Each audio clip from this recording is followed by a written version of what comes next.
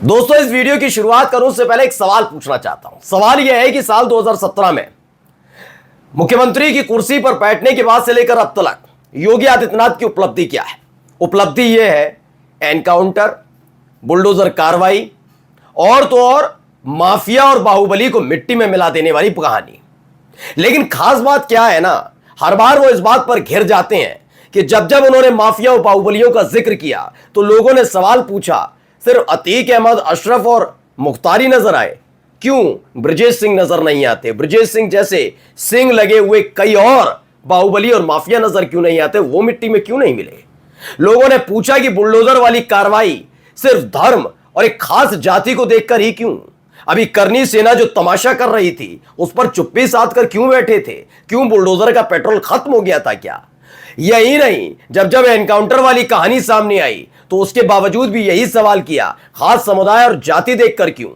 हर जाति के अलग अलग गुंडे, बदमाश, मवालियों पर करिए ना एनकाउंटर वाली कार्रवाई।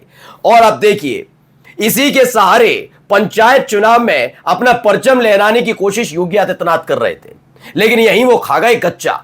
क्योंकि हाल फिलहाल में समूचे एनडीए के घटक दलों की तरफ से बगावत का ऐलान होने के बाद एक पार्टी को साधने की कोशिश कर रहे थे योगी आदित्यनाथ, जिससे 8-9 महीने तक मुलाकात नहीं की उस नेता से पिछले 10 दिन में 2 बार मुलाकात कर ली जाती है। लेकिन इसी बीच आता है कोर्ट का एक फैसला। बीजेपी और योगी कैंप खुश होता है क्योंकि जिस विधायक को सजा सुनाई गई वो विधायक कोई और नहीं, अब्बास अंसारी है, मुख्तार अंसारी के बेटे। खुश थी बीजेपी, योगी कैंप। चलिए, पंचायत चुनाव के लिए एक मुद्दा मिल गया। इसी के सहारे बता दिया जाएगा कि देखिए, बाबा के राज में बाहुबली और माफियाओं की कोई जगह नहीं, ना उनके परिवार के लोगों की। लेकिन वो भूल गए, समाजवादी पार्टी नहीं, सुभाषपा की टिकट पर चुनाव लड़ा था और सुभाषपा के विधायक हैं। पहली फुर्सत में ओम प्रकाश राजभर ने कोर्ट के फैसले के खिलाफ मोर्चा खोल दिया और कहा कि ऊपरी कोर्ट में जाएंगे। लेकिन एक खबर ने ऐसा भूचाल ला दिया है कि कल तक जो ओम प्रकाश राजभर योगी आदित्यनाथ के साथ करीबी होने का प्रमाण पूरे उत्तर प्रदेश को दे रहे थे, उन्होंने साफ साफ लफ्जों में कह दिया, जरूरत पड़ी तो मैं मोदी शाह से तुम्हारी शिकायत कर दूंगा। जी हां, कह दिया, ये कतई बर्दाश्त नहीं होगा। ऐसी क्या हुआ कि योगी आदित्यनाथ को खुली चुनौती अब ओम प्रकाश राजभर ने दिया। नमस्कार, मैं हूं प्रज्वल गौतम और आप देख रहे हैं न्यूज सर्किल। आपको तो पता ही है ओम प्रकाश राजभर और योगी आदित्यनाथ के रिश्ते कैसे रहे। अब बाबा जब अकेले पड़ चुके हैं तो उनको एक ऐसे साथी की जरूरत है जो व्यक्ति बात बात में अपनी बात पलट देता हो। उसे कोई फर्क नहीं पड़ता कि सुबह ही नहीं, सुबह तो छोड़िए, सुबह शाम की कहानी, 1 घंटे पहले क्या बयान दिया और 1 घंटे बाद क्या बयान दे रहे हैं। यह ओम प्रकाश राजभर है। मैं अनुप्रिया पटेल और संजय निषाद का जिक्र नहीं कर रहा हूं। और ओम प्रकाश राजभर की खासियत है कि वो कब क्या बोले कोई भरोसा नहीं है।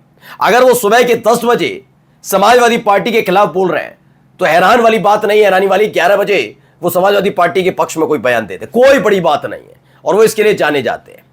दरअसल ओम प्रकाश राजभर को यह लगने लगा कि हां, यही एक अच्छा मौका है जब योगी आदित्यनाथ अकेले चल रहे हैं और उनका साथ देकर थोड़ा उनके करीबी आया जाए।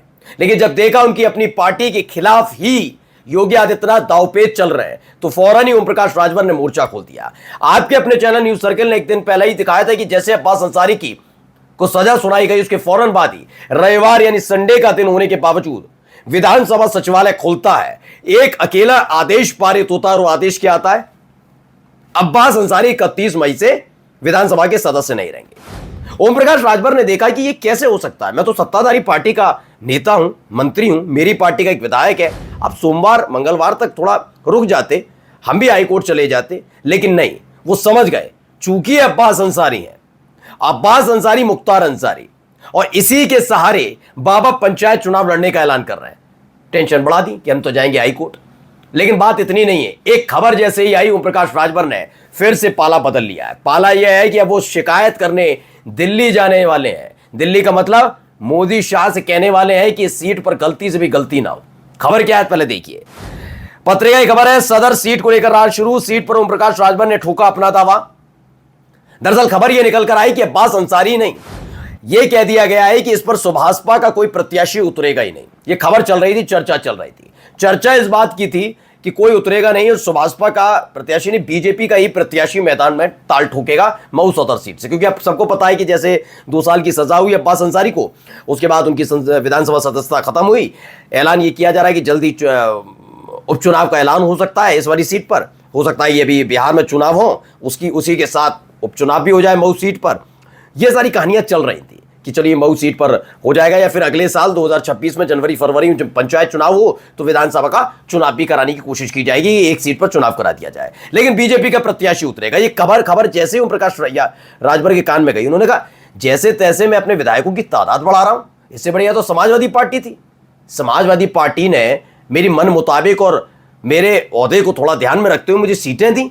ये तो मेरी सीट ही काटते जा रहे हैं, ये भी मत लड़ो वो भी मत लड़ो, ये भी जो जिस सीट पर हम हारे फिर भी हमारा दावेदारी तो वो सीट नहीं देना चाहते। अभी देखा था आपने लोग विधानसभा चुनावों में जो उपचुनाव हुए थे 13 सीटों पर, वहां पर भी एक खेल किया गया। अनुप्रिया पटेल और ओम प्रकाश राजभर की पार्टी इसी बात को लेकर नाराज थी, क्या कर रहे हो। अब देखिए वही खेल हो रहा है।